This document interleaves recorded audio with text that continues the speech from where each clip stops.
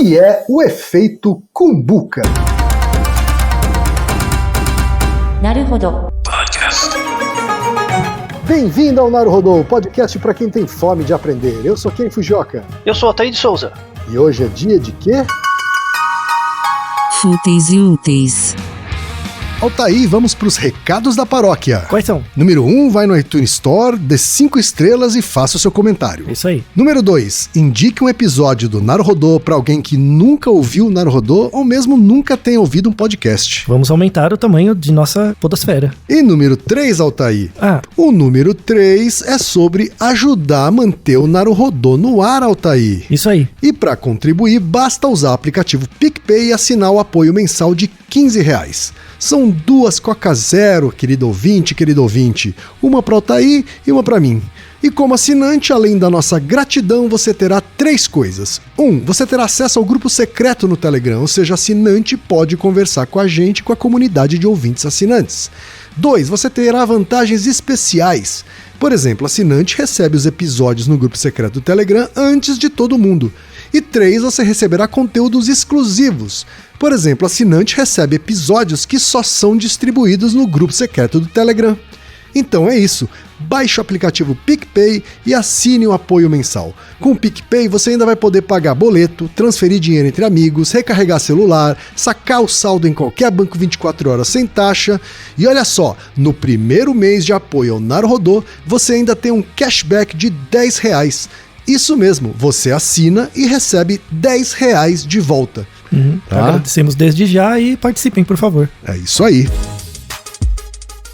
Antes da pauta, mais um recado. Naruhodo está abrindo espaço para as mulheres podcasters, porque representatividade é importante também na podosfera. O destaque de hoje vai para o podcast Das Mina, comandado pela Tati Tamura e pela Tuca Almeida. Ouça o recado que elas deixaram para você, ouvinte do Naruhodo, e conheça o podcast Das Mina. Olá, ouvintes do Naruhodo, eu sou a Tati. Eu sou a Tuca. Nós somos o podcast das Mina, um podcast com clima de mesa de bar, onde os assuntos vão dos mais comuns aos mais aleatórios. Somos podcast das Mina em todas as redes e agregadores. Vai lá escutar a gente. E chegamos ao momento Alura, querido ouvinte. Eu sei que nessa época de isolamento social a gente é bombardeado o tempo todo com lives, webinars, cursos, e embora o senso comum tente nos convencer de que estamos em home office, a verdade é que estamos sendo forçados a ficar em casa e tentando trabalhar em meio a uma pandemia. Então meu recado é, antes de mais nada, vá com calma e cuide de sua saúde mental. Dito isso, pode ser sim um bom momento para dar uma acelerada em sua carreira profissional. E é para quem estiver a fim de fazer isso que eu quero falar aqui da Alura, a maior plataforma de cursos online do Brasil. Tem mobile, programação, front-end, infraestrutura de tecnologia, design, user experience, marketing digital, data science, inovação, gestão, tem para todos os gostos. E a Alura não é só uma plataforma, ela é uma instituição de ensino, ou seja, ela garante a qualidade dos cursos que são produzidos por ela mesma. E funciona de um jeito muito simples. Você tem acesso a mais de 1000 cursos com uma única assinatura.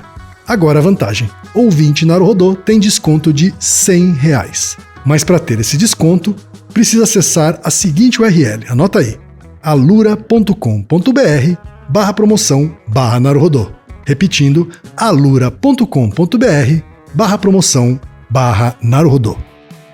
Altair, temos aqui uma pesquisa. Isso, pesquisa científica do CMCC, Centro de Matemática, Computação e Cognição da Universidade Federal do ABC. Fantástico, é um estudo sobre a percepção do tempo em tempos de quarentena. Exato. Vamos ouvir o áudio então do professor André, da Universidade Federal do ABC, explicando um pouquinho sobre esse estudo. Junto com outros institutos, nós estamos começando uma pesquisa sobre percepção de tempo durante o período de isolamento e distanciamento social.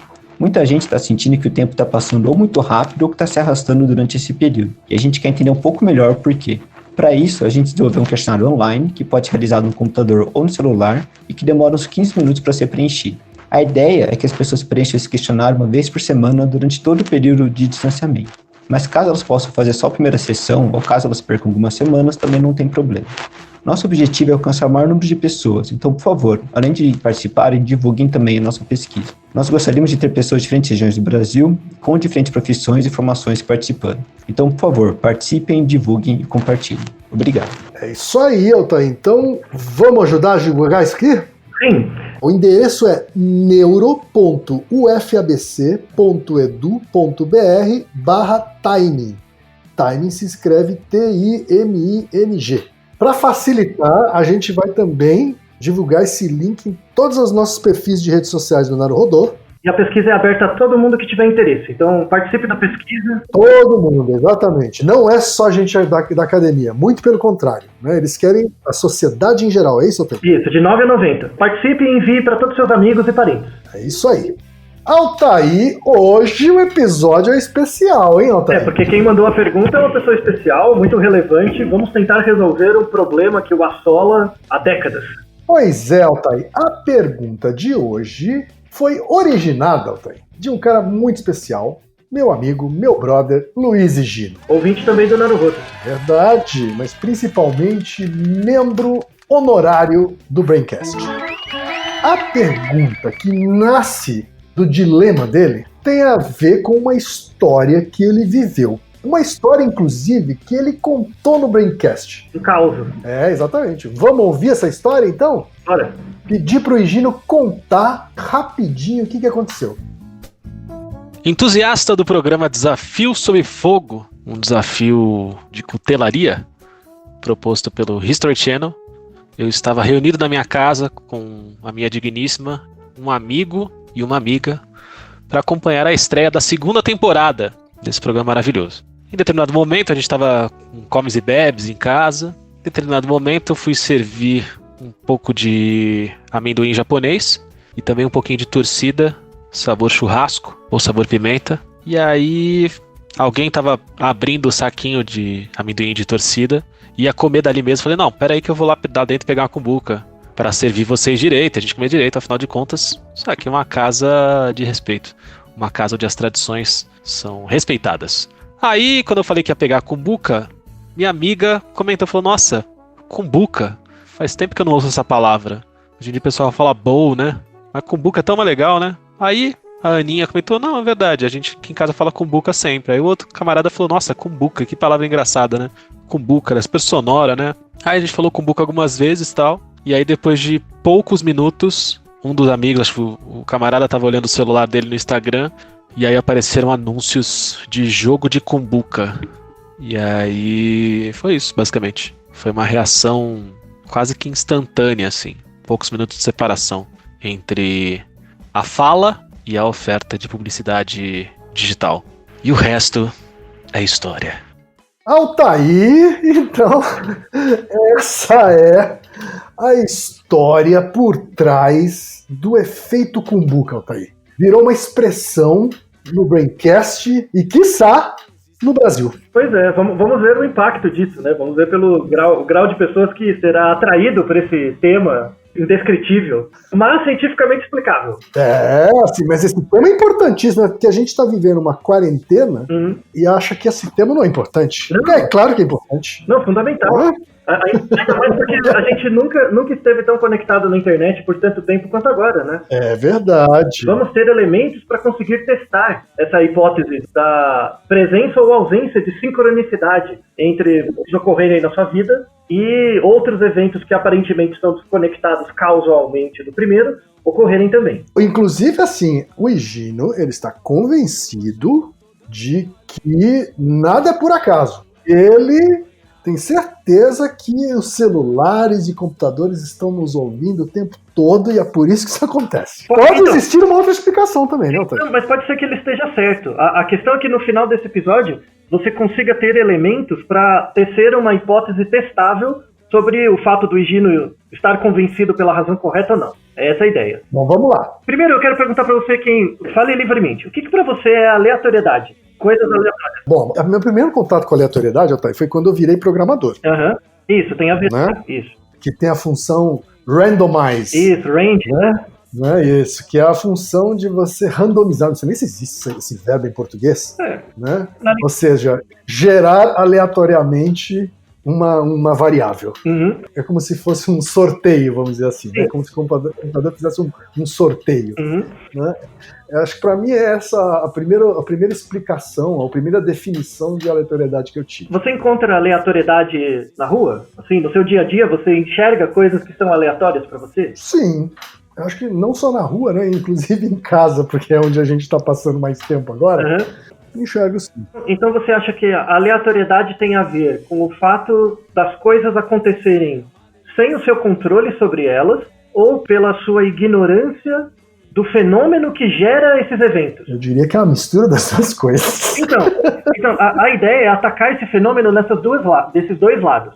Então, isso é uma coisa muito grave, na verdade, né? Assim, as pessoas confundem 3 conceitos. Elas confundem aleatoriedade com bagunça. Então, coisas aleatórias parecem ser coisas bagunçadas. Isso não é verdade. Você pode ter coisas muito ordenadas que também são aleatórias. Então, as pessoas confundem bagunça com aleatoriedade e confundem causalidade com aleatoriedade. E também elas confundem aleatoriedade com previsibilidade. Então, coisas que são aleatórias não são previsíveis. Então, no senso comum, coisas aleatórias são coisas que eu não consigo prever. Então, isso na minha vida aconteceu de forma aleatória. Eu não consegui prever, por isso é aleatório. Tá bom? É verdade. Tem um senso comum sobre isso, sim. Que é muito comum. As pessoas são engambeladas por isso o tempo todo. Tá? Mas, tecnicamente, é errado, é isso? Na verdade, você pode... Se você conhecer o gerador aleatório dos eventos, existem eventos aleatórios que são totalmente previsíveis. É uma das coisas mais bizonhas das pessoas imaginarem no senso comum. Não, como é que uma coisa é aleatória e ela ainda é previsível? Uma coisa é o contrário da outra. Vamos ver que não é bem assim. Tá ok. Isso do ponto de vista estatístico, computacional, matemático. Mas, ao mesmo tempo, tem essa explicação, essa nossa insensibilidade humana à aleatoriedade. Enquanto o Reginaldo estava editando este episódio sobre aleatoriedade, eis que surge um e-mail da Letícia Stefani de Jesus, de 24 anos, que é estudante de psicologia de Curitiba, Paraná. Ela diz o seguinte, que tem tudo a ver com este episódio, por isso a gente está fazendo essa inserção de última hora. Olá, Ken, Altair, tudo bem?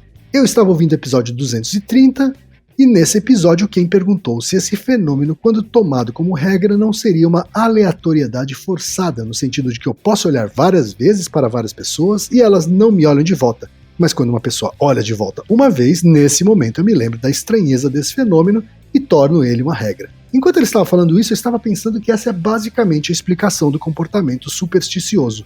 E aí eu lembrei das conspirações que muita gente faz sobre os anúncios que aparecem no celular estarem relacionados com coisas que estamos falando ou até pensando. Tem gente que fala que estava com fome, pensando no hambúrguer, e logo em seguida aparece um anúncio do McDonald's. A meu ver, essa conspiração tem a ver com o fato de que ignoramos todas as outras vezes que o fenômeno não aconteceu, além de ignorarmos outras variáveis, como o horário do dia, minha interação com anúncios desse tipo, etc. Algumas pessoas também falam que estavam conversando sobre algo super específico e logo em seguida aparece um anúncio sobre essa coisa específica, sendo que, segundo elas, esse anúncio nunca tinha aparecido antes. A minha pergunta é, existe alguma verdade na conspiração de que somos monitorados através do microfone e da câmera dos nossos celulares para fins de marketing ou até mesmo para fins econômicos e políticos mais amplos? Tem tudo a ver com o efeito Kumbuka, e é por isso que esse e-mail da Letícia entrou aqui como inserção de última hora. Vamos voltar para o episódio. Então, a gente tem muita dificuldade enquanto humanos, né, enquanto geradores de dados. Pessoas são muito ruins para perceber a aleatoriedade, tá? Ou identificar a aleatoriedade. Vamos começar com um experimento que foi feito alguns anos atrás. Vamos deixar sempre alguns artigos na descrição, né? Tem um experimento em que um professor, ele pediu para dois alunos fazerem cada um uma tarefa e ele saiu da sala. E tinha os outros alunos também na turma, tá? O primeiro aluno, ele tinha que jogar uma moeda 100 vezes e marcar na lousa o que deu? A sequência, né? Então eu joguei uma vez, deu cara, joguei uma vez, deu coroa, e ficava marcando a sequência. Então ele marcou na lousa uma sequência de caras e coroas. Aí depois, um segundo aluno, ele não jogou a moeda, ele escreveu num papel, assim, o que ele acha que daria no resultado de 100 jogadas de uma moeda. Então o primeiro fez o experimento, jogou a moeda e anotou os resultados. O segundo... Na sequência que aconteceu. O segundo imaginou na cabeça dele que ele estava jogando uma moeda e o que estava saindo. Uma sequência também, ele não tá imaginando só quantas caras Não, deu e quantas a sequência. A sequência. Isso, Tá, a sequência. Aí o primeiro anotou na lousa a sequência gerada pela moeda e o segundo anotou a lousa imaginada por ele. Aí o professor voltou, aí ele viu 2 sequências de cara e coroa e ele tinha que descobrir qual dessas sequências foi gerado pela pessoa e qual foi gerada pela moeda. Ele descobriu isso em 3 segundos. Tá? Então ele olhou as 2 sequências e olhou, essa sequência é a gerada pela moeda e essa não. Para o assombro de todos. Então, a ideia, e aí depois ele... Você vai contar o que aconteceu, né? Sim, claro. Não, e aí ele explica o porquê. É uma coisa um pouco óbvia até. Assim, quando você entende a regra. Né? Antes de explicar isso, eu vou fazer um exemplo com você. Eu vou ler para você uma sequência de números. E você tem que me dizer se esses números são aleatórios ou não. A sequência de números é a seguinte. 2, 3, 8, 4, 6, 2, 6, 4, 3, 3, 8, 3, 2, 7, 9, 5, 0, 2, 8, 8. Tudo bem? Eu não anotei os números, só ouvi. Então, quem quiser pode anotar também. Você tem uma... se eu só só ouvindo, que é como aconteceu aqui, Isso. parece aleatório. Parece que é aleatório. Então, algumas pessoas vão dizer que outras pessoas que não. Eu ouvi muitos 8s. Como é uma sequência de números que você não sabe a fonte deles, né, você não sabe como eu gerei eles, existe uma maior chance de você dizer que ele é aleatório. Sim, porque pode ser um saquinho que tem os números lá e só tem esses números que você cantou. Por exemplo, não tem os números que você não cantou. Pode ser. Eu não sei, né? Eu não sei como é que de onde vem. Isso, você não tem ideia da origem da sequência. Eu posso dizer para você com convicção que essa é uma sequência aleatória. Mas como eu consigo ter tanta certeza de dizer que esta sequência que eu estou dizendo para você é aleatória? É porque eu conheço o gerador de números, o gerador dessa sequência. Então, a primeira mensagem importante é a seguinte. Você gerou essa sequência a partir de um randomizador, é isso? Isso. Então, eu conheço o gerador desses números que eu li. E você também conhece. Só que você não sabe qual é o gerador. Quando eu falava, é óbvio. Como você não sabe, para você é aleatório. Quando um indivíduo tem desconhecimento do gerador da sequência, para o indivíduo é aleatório, porque eu não sei o gerador. Eu consigo dizer com convicção que essa sequência de números é aleatória, exatamente porque eu conheço o gerador. Enquanto eu tenho a percepção de que é aleatório, você tem a convicção de que é aleatório. Eu tenho certeza de que ele é aleatório, tá? Porque eu conheço o gerador. E qual é o gerador desse número? Eu li para você uma sequência de 16 números, e são os 16 números que estão dentro da sequência do número π. Sabe o π? Né? O π não começa com 3,1415? É uma dízima infinitesimal. Isso. E essa dízima, né, esses números, eles são aleatórios. Né? A ocorrência de cada número é igualmente espaçada das outras. Eles são aleatórios mesmo, tá? O π.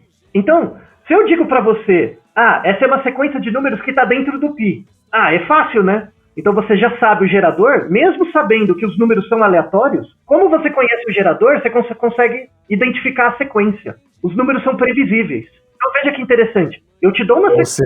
Ou seja, por mais que ele seja aleatório, ele é previsível. Ele é previsível porque você conhece o gerador. E aí a gente derruba o primeiro paradigma de que coisas aleatórias não são previsíveis. Exato. Coisas aleatórias são muito previsíveis quando você conhece as características do gerador. Então isso é a primeira coisa. Bom, então aí fica fácil, os números de π. Mas, por exemplo, quer ver uma aplicação disso mais real? Sabe, no banco, né? Você vai entrar na sua conta online do banco. Não tem o token do banco? Esse token, em geral, é um númerozinho que você coloca lá no site para ter acesso à sua conta. Que geralmente só dura alguns segundos, isso, né? Só vale por alguns segundos. Você nunca pensou como isso funciona? Eu pensei, porque como eu fui programador, então eu pensei. Isso, quando você tem o seu histórico de computeiro, você manja mais ou menos como funciona. Mas a maior parte das pessoas acha que é uma feitiçaria, assim, né? Mas como é que funciona? Existe um gerador aleatório de números, que não é π, é um outro gerador, em geral uma equação, só que essa equação é escondida a 1000 chaves. Só que o aplicativo do seu celular tem essa sequência, tem esse gerador,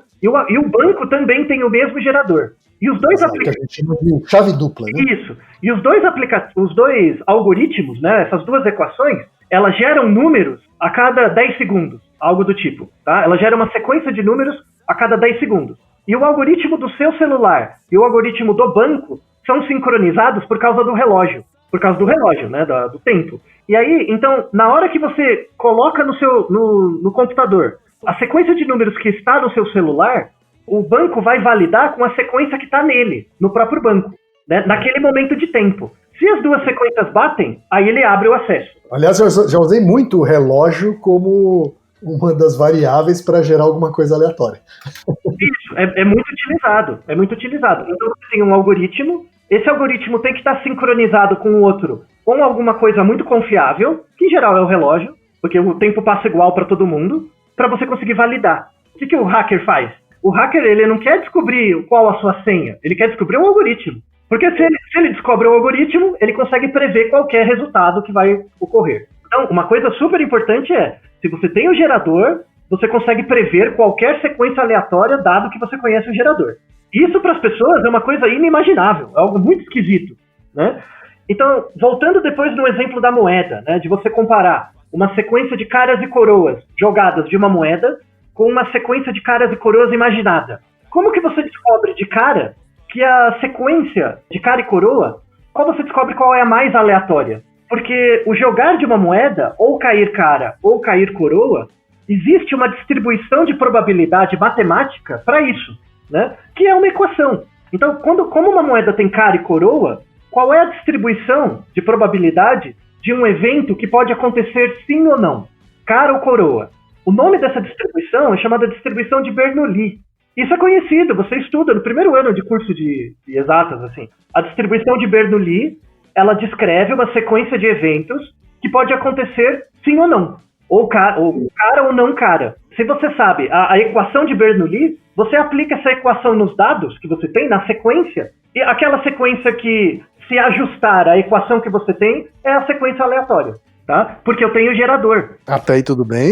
Eu ainda não entendi como é que o professor conseguiu identificar de cara, mas vamos lá. Porque ele olha a sequência e ele conta quantas caras e quantas coroas deram. E além disso, ele olha a ordem. Por exemplo, se você estiver jogando uma moeda... Primeiro assim, ele contou quantas caras e quantas coroas. Isso, é a primeira forma de validar. Porque se a moeda é honesta, tem que dar, em média, 50 caras. 50. Pelo menos alguma coisa muito próxima disso, isso, né? Se ele bate o olho nas duas sequências e vê que uma dá 60-40 e a outra dá 51-49, ele já... A outra tem mais cara de ser... Né? Uma tem mais cara de ser aleatória do que a outra. Se as duas ainda forem parecidas, tipo 50-50, né? Aí vai pra sequência. Aí ele vai ver a ordem. Então, por exemplo, é totalmente esperado você jogar a moeda 5 vezes e cair 5 caras. Pode acontecer, a chance não é tão pequena. Se você jogar 100 vezes, pode acontecer de cair 5 caras em sequência, 5 coroas em sequência, que é o número de trocas, né, de cara para coroa, pode acontecer. Só que quando a pessoa fica imaginando a sequência, ela dificilmente vai colocar 5 caras. Não, porque ela vai começar a colocar cara. Não, agora eu preciso colocar uma coroa, porque senão ele vai achar que não é aleatório. Isso é uma falácia decisória que chama falácia do jogador, que é a falácia do jogador no cassino. Então, o jogador no cassino começa a ver a roleta, por exemplo, sai 5 vezes números vermelhos. Aí ele começa a apostar para sair o preto, sendo que as sequências são equiprováveis. Pode sair 10 vezes o vermelho, não é por isso que vai sair logo depois um preto. Claro, porque os eventos são independentes. Exatamente, né? Os eventos são independentes. Mas a falácia do jogador diz que como está acontecendo muitas coisas por um lado, tem que acontecer para ter uma compensação do outro lado.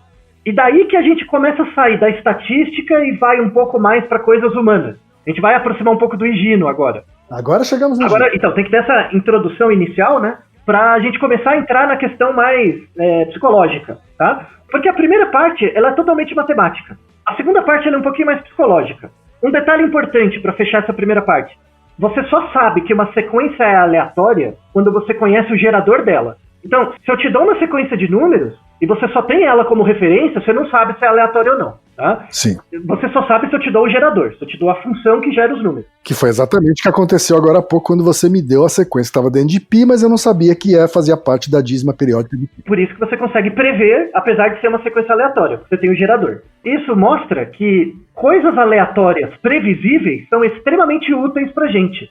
Eu vou primeiro defender que o Higino tá certo. Vou defender os dois lados. Vou defender que o Higino tá certo, vou dar argumentos para você concordar com ele. Que, na verdade, o Google, sei lá quem, o Facebook, ouve você no celular e usa essa informação contra você. É totalmente possível que isso aconteça, que isso seja registrado mesmo, mas como ele faz isso? Vamos supor que é verdade, tá? Você falou cumbuca, apareceu uma cumbuca. Você falou cueca, apareceu cueca.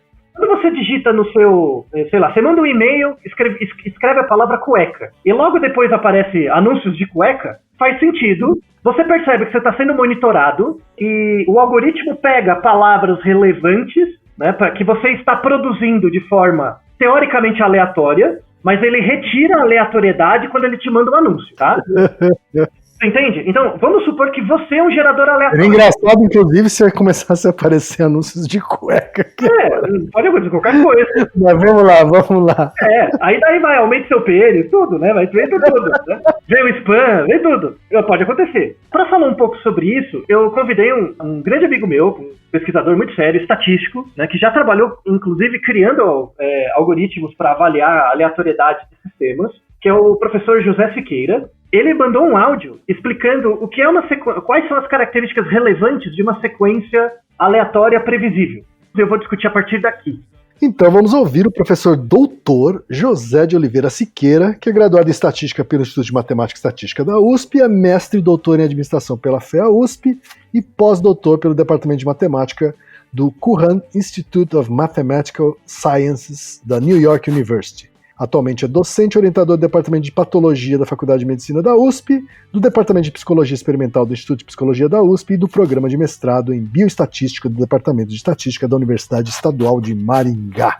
Vamos ouvir então o Dr. José. Um processo gerador aleatório é um processo no qual os eventos eles são gerados de maneira que há duas propriedades nesse processo. A primeira propriedade é a independência entre os eventos, isto é, a probabilidade de uma característica do evento acontecer num próximo instante não depende da história dos eventos. E a segunda característica é a similaridade, isto é, a ocorrência de um evento num instante seguinte, ele tem a mesma quantidade de conhecimento e de ignorância das ocorrências dos eventos anteriores. Por exemplo, se você tem uma moeda honesta com 50% de chance de sair cara e 50% de chance de sair coroa, e você lança essa moeda algumas vezes, você tem que garantir que em cada lançamento, esse lançamento não depende, a probabilidade de sair cara, por exemplo, não depende dos resultados dos lançamentos anteriores.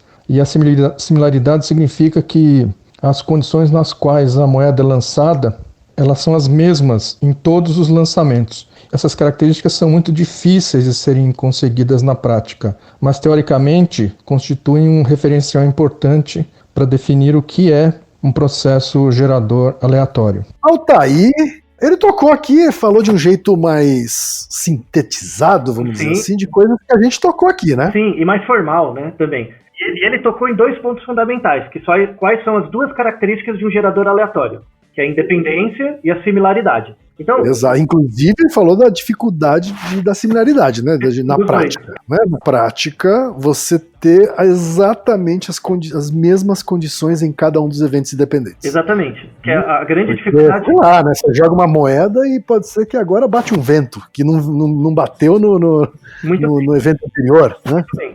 Então, a grande dificuldade é você conseguir atender os dois. É praticamente impossível. Então, imagina você jogando uma moeda. O que é independência? Que o resultado que tem numa moeda não aconteça, não afete o próximo. Em geral, quando você está jogando uma moeda, você até consegue alguma independência. O problema é a similaridade, porque o conhecimento que você tem em cada jogada tem que ser o mesmo. Se você começar a jogar moeda, você vai perceber que você vai começar a aprender umas manhas para jogar a moeda mesmo. Né? Eu achei interessante, ele falou assim, tem que ter o mesmo conhecimento e a mesma ignorância. Muito bem. Então, a aleatoriedade também tem um grau de ignorância sobre a origem da sequência, tá? Para você achar que uma coisa é aleatória. E quais são as aplicações hoje, né? Você tem 3 tipos de gerador. O primeiro é chamado gerador verdadeiramente aleatório. A utilidade desse primeiro gerador ela é quase inútil. Por quê? O gerador verdadeiramente aleatório, a sequência de números não é gerada por uma equação matemática. Ela é gerada por um processo natural. Então, por exemplo... Qual a diferença entre uma coisa e outra? Eu tenho uma equação que eu consigo escrever num papel e colocar para n igual a 1 dá quanto? Para n igual a 2 dá quanto? E aí eu tenho uma sequência, tá? Esse é o primeiro. Por exemplo, um gerador verdadeiramente aleatório, eu pego um sistema físico, né, físico-químico, em que eu tenho uma partícula radioativa e eu fico vendo, observando por uma máquina, né, quantos elétrons... Pega uma partícula radioativa que vai tendo um decaimento, pega tipo plutônio, né, que ele vai irradiando, jogando elétrons fora. Aí eu pego a cada segundo quantos elétrons são expelidos do átomo. Então imagina que é uma bolinha e a cada 1 segundo, eu vou supor, tá? Só para dar um exemplo. Eu tenho uma bolinha, que é um amontoado de bolinhas, que é a molécula. A cada 1 segundo, exatamente 1000 elétrons são ejetados dessa molécula. A cada 1 segundo, 1000 bolinhas saem dessa molécula. É um reloginho. Então, a cada 1000 segundos, 1000... Relógio atômico. Um relógio atômico. A cada 1 segundo são 1000 bolinhas. Sempre. Ele nunca falha. Eu sei que a cada 1 segundo são 1000 bolinhas. Só que onde está a aleatoriedade? Na ordem temporal em que cada bolinha sai. Então, imagina que eu tenho um espaço de 0 até 1 segundo. Você concorda comigo que o espaço entre 0 e 1 segundo tem infinitos lugares? Concordo totalmente. Você concorda que eu consigo dividir o espaço entre 0 e 1 segundo em infinitos níveis? Por exemplo, então a primeira bolinha, eu sei com exatidão que entre o instante 0 e o instante 1 saem do átomo 1000 bolinhas. Só que a ordem de saída dessas bolinhas é aleatória. Então é como se eu tivesse infinitas sequências de números cuja soma dá 1. Então, o gerador aleatório é um átomo, é uma coisa física, eu não consigo reproduzir. Não tem uma equação que descreve a maneira como essas bolinhas saem. Então, esses geradores verdadeiramente aleatórios, eles são úteis só para marcar tempo. É basicamente um relógio atômico. Você tem muito poucos usos. O relógio atômico, inclusive, ele é mais indicado, você tem muito mais certeza de aleatoriedade se você usar um relógio atômico do que um relógio normal, certo? Com certeza, não, com certeza. Você pega um relógio de césio, plutônio, coisas assim, ele atrasa 1 segundo a cada 1 milhão de anos. Tipo, são extremamente precisos e tal. Para medidas físicas são fundamentais. Aí você abre mão um pouco da aleatoriedade para poder ter equação. E aí você tem 2 tipos de algoritmos. Os algoritmos pseudo-aleatórios e os quase-aleatórios. Qual é a diferença entre eles? Os algoritmos pseudo-aleatórios, ele tem uma alta independência, então ele garante que uma jogada não é afetada pela próxima, e nem é afetada pela anterior, mas ele tem uma baixa similaridade. Então você abre mão, eu quero gerar um processo aleatório que eu tenho certeza que o que sai agora não é afetado pelo que sai antes. Aí você vai escolher um algoritmo pseudo-aleatório. A similaridade é baixa, mas a independência é alta. E você tem o gerador quase aleatório. Quase aleatório é o contrário. Ele tem uma baixa independência, mas tem uma alta similaridade. Qual desses dois é melhor? Depende do uso que você quer fazer. Tá? Então não tem um melhor ou pior.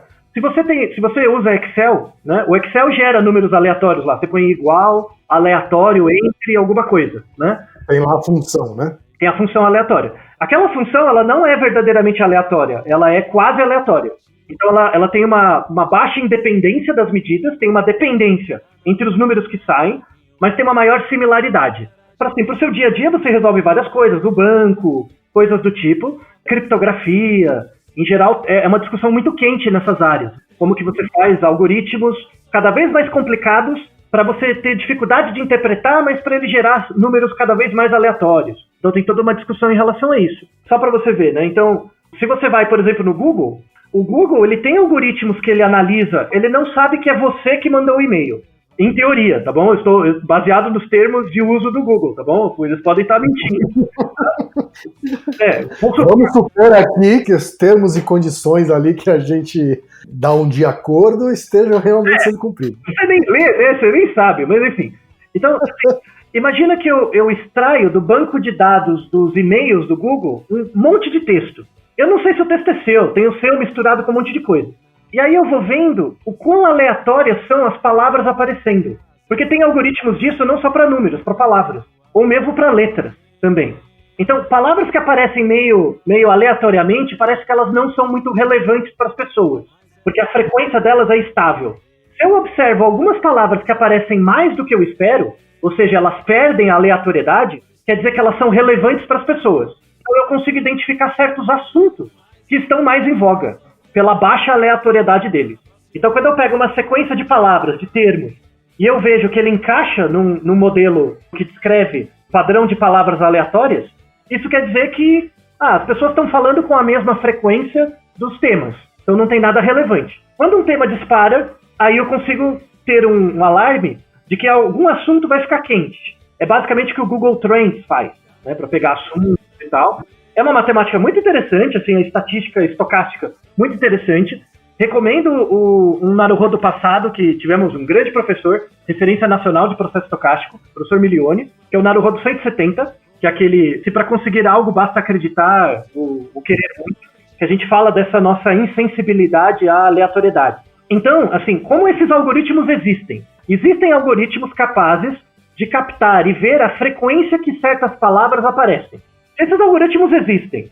Se eu der uma busca no GitHub, eu consigo achar esses algoritmos. Eu sei que o Google usa. Eu fico meio desconfiado de que eles não seguem os termos de uso, eu posso confiar no Higino, né?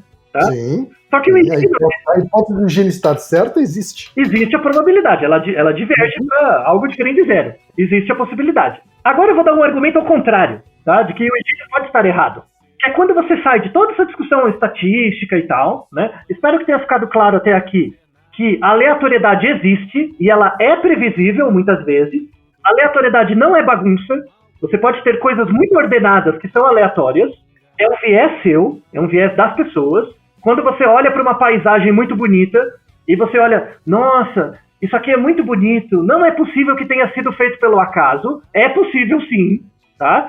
É que você está criando um gerador que não é o gerador real. Você coloca uma entidade transcendente no lugar da seleção natural. A seleção natural, ela é um gerador aleatório, que gera coisas muito ordenadas. Na verdade, assim, a seleção natural, ela não é um gerador totalmente aleatório. Ela é um gerador que tem similaridade, mas não tem independência. Tá? Sim, é verdade. Porque os eventos eles estão meio concatenados. Isso. Né? Então, se você tem um traço adaptativo que favorece sua reprodução, você vai continuar, né, sobrevivendo. Então, ela é um gerador de eventos, mas ela não é muito aleatória porque ela peca pela independência.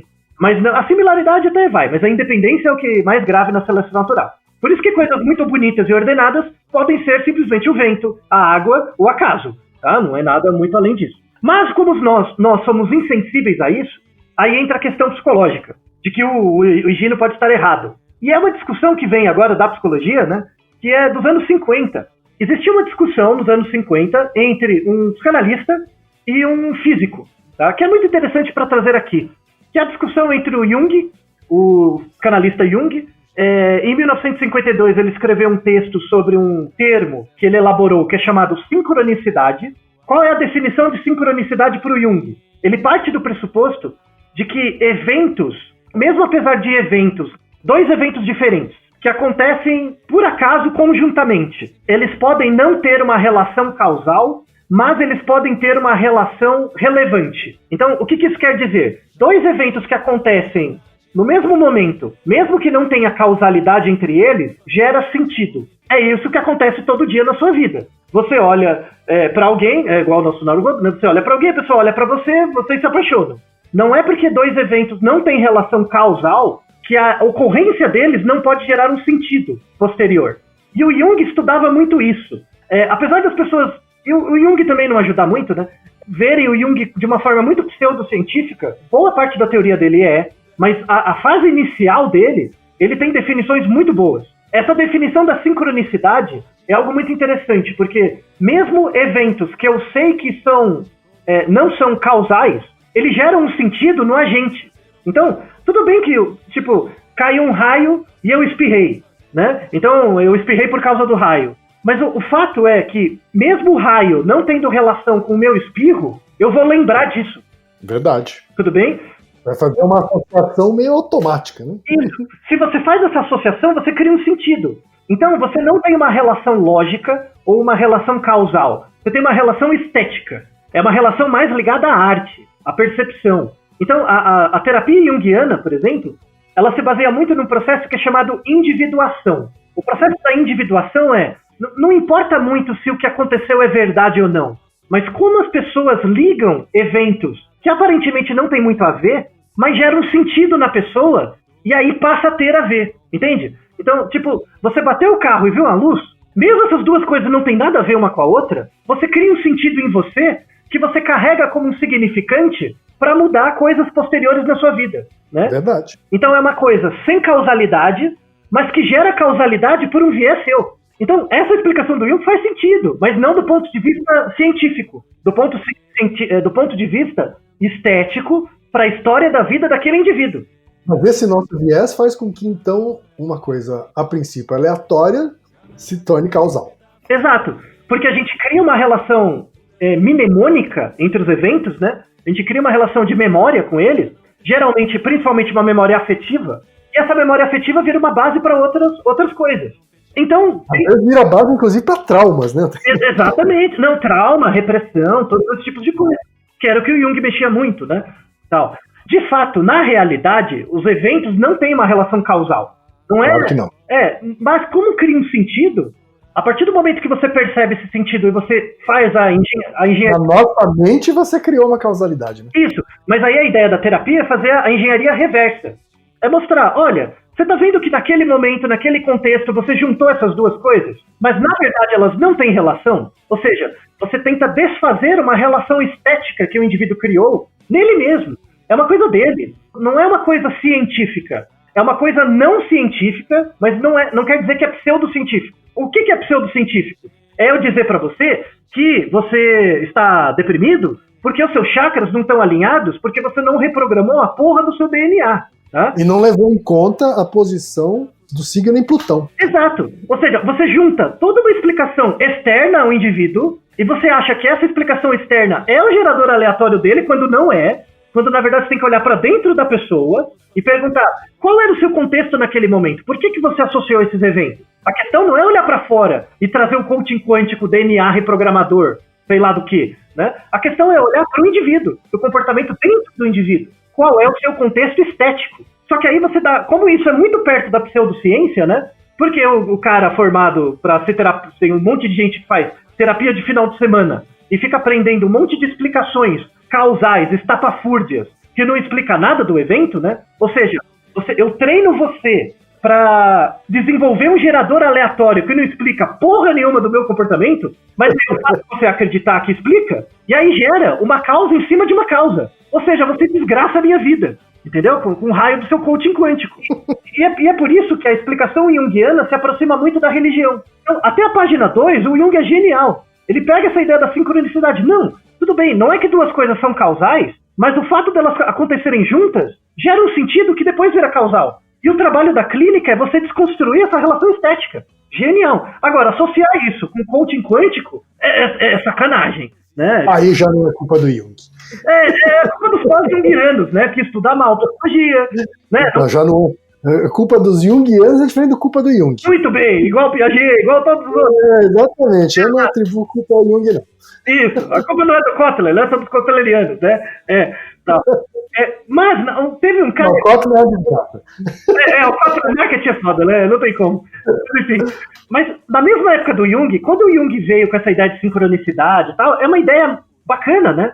Porque espalha rápido, né? Parece uma coisa meio namastê gratidão, sabe?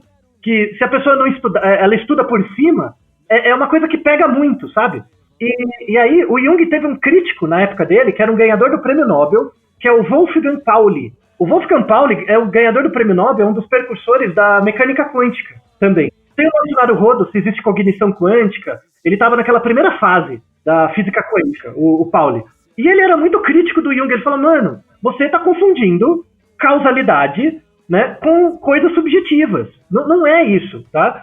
Por isso que o Jung também, ele não ajuda, sabe? Como o Jung não sabia nada de física, era um médico, né, não tinha nada a ver. E o Wolfgang Pauli começou a publicar as coisas dele de mecânica quântica, a questão da incerteza, né, de você não ter certeza se um evento tá naquele lugar ou não. O Jung é um precursor do coaching quântico, sabe?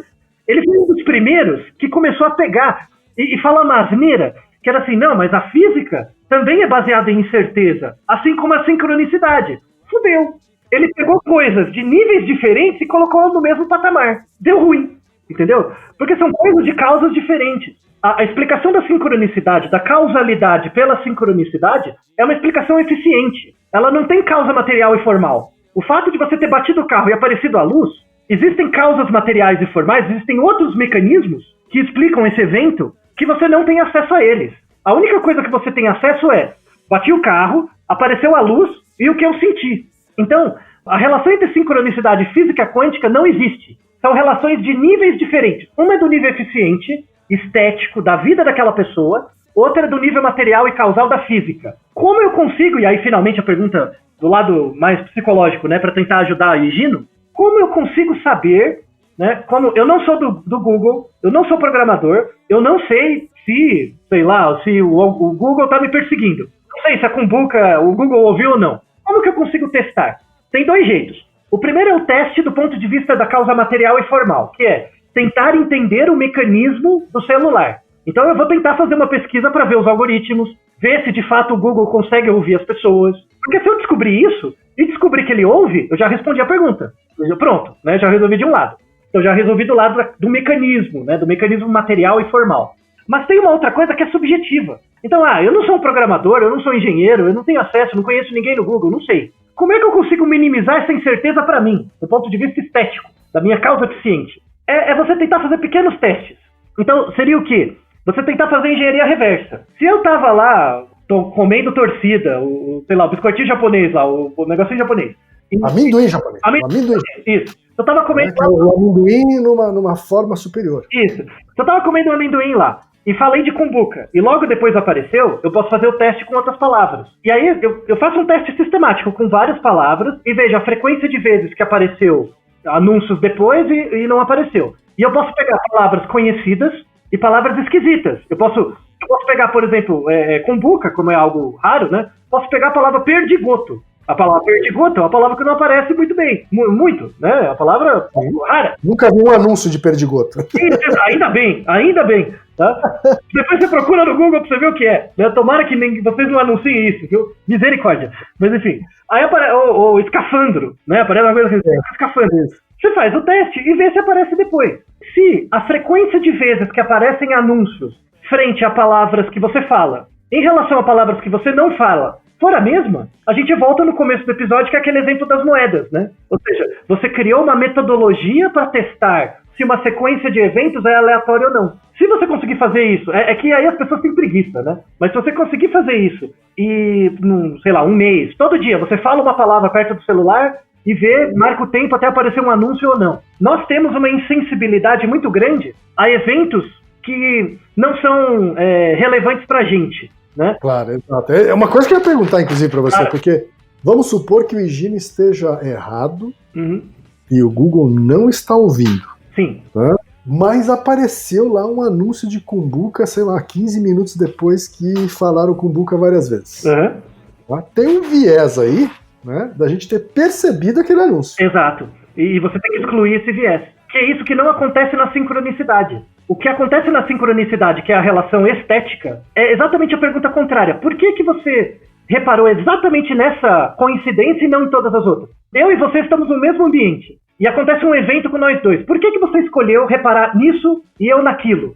Isso diz muito mais sobre a gente do que sobre o ambiente. É interessante esse episódio para mostrar, principalmente uma coisa da psicologia, que a psicologia, ela é e não é ciência. Ela tem... Você pode dividir a psicologia, em vez de dividir nas porcarias das escolas, você pode dividir em duas grandes áreas, que é a área científica, que tenta buscar esses mecanismos geradores dos eventos, mecanismos descritivos, explicativos dos eventos, que tentam explicar grupos de pessoas, populações, tendências gerais, e você tem uma outra psicologia que é a estética, que não se preocupa com a veracidade do evento, mas se preocupa com o sentido do evento para você, que também é muito séria, pena que tem um monte de picareta, mas é uma área super importante, porque diz respeito ao que você faz com a sua vida.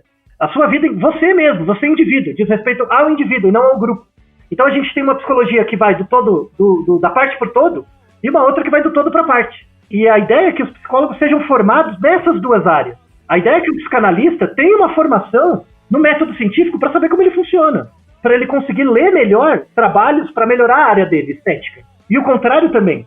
Quem é um cara que trabalha muito com análise experimental de grupos tem que ter uma vivência de clínica para saber o impacto disso na vida do Zequinha. Isso não vale só para psicologia, mas vale para as pessoas. Você conseguir identificar geradores de eventos que dizem respeito só a você, e aí é um gerador de sentido para você, e aí você vai tratar disso na terapia, e quais geradores diz respeito a todas as pessoas em média parecidas com você. E aí você vai tratar isso na sociedade, como um ser político, como um cidadão. Então, é um fechamento muito bonito. Eu não sei de você, a gente vem de uma matemática muito pura, mas consegue chegar em questões muito básicas. Eu gosto do Naruhodo. Questão filosóficas. Isso. Então, eu agradeço muito ao Higino, ao professor Siqueira pelas contribuições, que permitiu trazer temas tão diferentes e alocá-los de uma forma muito esteticamente agradável àqueles que ouvirem esse episódio. Eu também agradeço ao Higino por ter gerado um episódio tão aleatoriamente fantástico. E o último episódio. Naruhodo, ilustríssimo ouvinte. O resto é história. O resto é história. E o resto é história. E o resto é história. E o resto é história. E você já sabe, aqui no Naruhodo, quem faz a pauta é você. Você tem alguma pergunta pra gente ou quer comentar algum episódio? Escreva pra nós. podcast@naruhodo.com.br. Repetindo? podcast@naruhodo.com.br. E lembre-se, mande nome completo, idade, profissão e a cidade de onde você está falando. É isso aí. Naruhodo. Esse podcast é apresentado por b9.com.br.